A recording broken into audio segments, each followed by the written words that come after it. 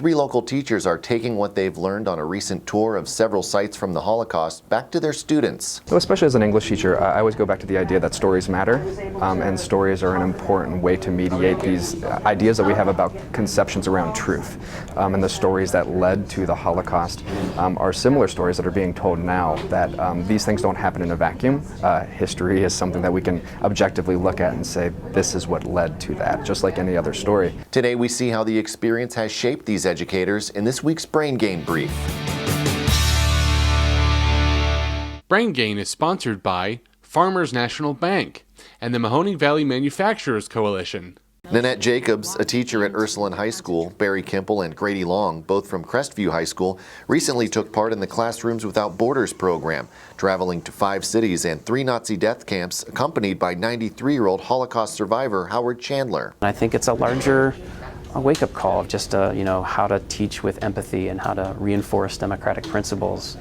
And I think those themes will run through all of my curriculums. I think in the explanation to students, I want them to almost, in looking at those pictures, and I know they're going to provide us with a video, I want them to really see the things that I saw, whether it was a room of luggage that they were carrying with them because they thought they were going somewhere and they were going to survive. While the topic is a difficult one, the teachers talked about the importance of bringing the Holocaust stories to life for their students. I think teaching students about how to recognize bad stories and when stories are dangerous or pernicious, but then also how to tell better stories, not just about themselves but about others. And our kids must be able to empathize in order to understand what happened in the Holocaust and other human tragedies.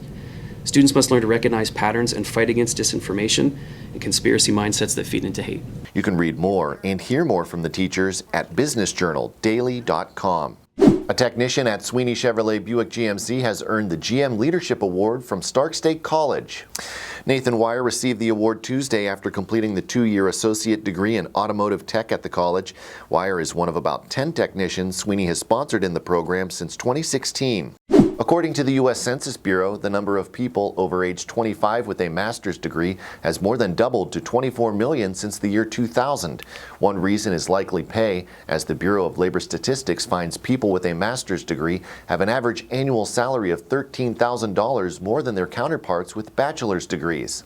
To see how this trend is playing out here locally and how universities are responding, check out Deanne Johnson's story, Local MBA Programs Attract Go-Getters, an in-depth look at some of the local programs and who's taking them.